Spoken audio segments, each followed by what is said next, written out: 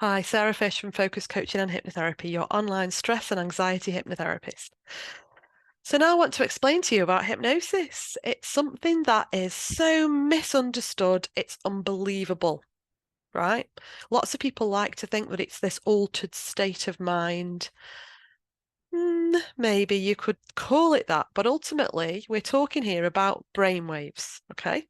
So I want you to imagine when you are really, really focused on something, and you're really having to use a lot of brain power to get that thing done, your brain waves are going like this because, oh, we've really got to concentrate, right? And then maybe you'll come away from that task and you'll sit down and you might start to read a book and the brain waves start to go a little more gentle like this. Okay.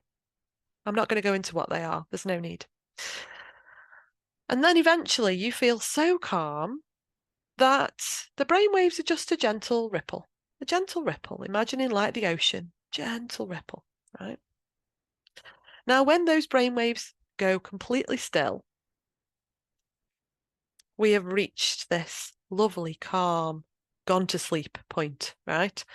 When you've gone to sleep, the waves are nice and still, and your mind is able to switch off and allow your body, allow all of its self-healing processes to happen in your sleep to help you replenish your energy for the next day. But the important bit is the bit before those still waves, that gentle ripple.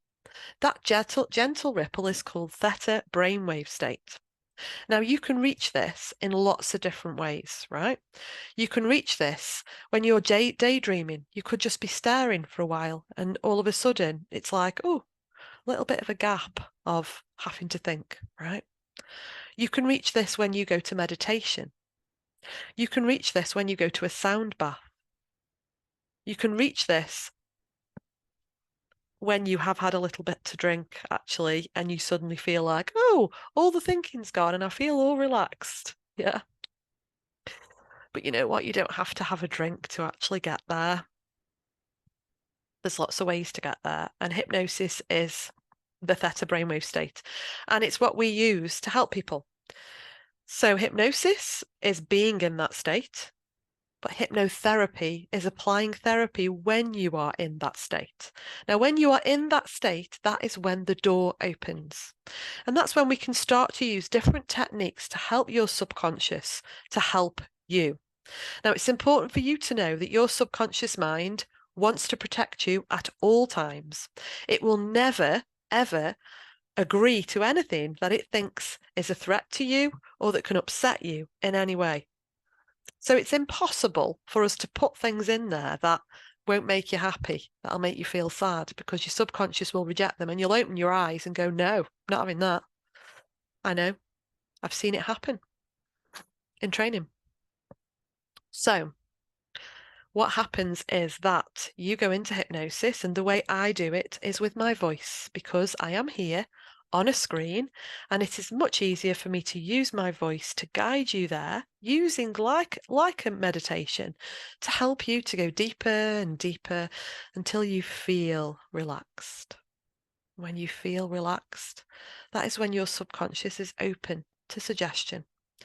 And that is one of the techniques that I use. We can use suggestion to say some nice, warm, fluffy suggestions about how great you are. And your subconscious goes, oh, thanks. Yes, I am. And then it starts to change those beliefs and realize that it's better than it ever thought it was, right? We can also use something called fantasy therapy, which is visualizations. And that means that I can ask you to imagine you're walking along a stream, or I can ask you to imagine you are in a forest. And when I ask you to imagine these things and ask you to do certain things, to find this item, to do that, your subconscious, because it's quite childish really, it loves metaphors and it will join in with whatever game we want to play. And so it's very playful, being able to imagine these things and your subconscious go, oh, I get it. I can apply that to something else to help her or him, right? So your subconscious likes to play games. And the third type is dynamic hypnotherapy. This is not done by all hypnotherapists. but it is something I've been trained in with my advanced techniques. So this is where we have a direct conversation with your subconscious and we say, this program of feeling useless, can we talk about that? And you respond. Now you are in hypnosis, you're not asleep. You can hear me. But you respond with the first thing that comes to you. If that's a yes, you say yes. If that's a no, you say no. Your immediate response to something is always your subconscious thought. And so in that way, we can say, can we turn this down? Does this need to be here? Is there a better way that we can help this person with their problem so that they're not constantly beating themselves up about it? And when we do that, that's when a lot of changes happen, a lot of shifts. Now, we can go back to a memory sometimes if the subconscious wants to and if you want to. I check with both parts of the mind before we do that. Because sometimes going back to a memory and revisiting how we feel about it and realizing that, wow, you were only 3. You can't expect that kind of responsibility at the age of 3 or whatever. That can help you to rethink about a situation. So all of a sudden, wow, that snowball I talked about before, that original problem that has gotten bigger and bigger and bigger over time, we can blast it to smithereens in that session when we go back to that original memory. And I know this because this happened for me and it was amazing and it's changed my life. And that's why I help people now.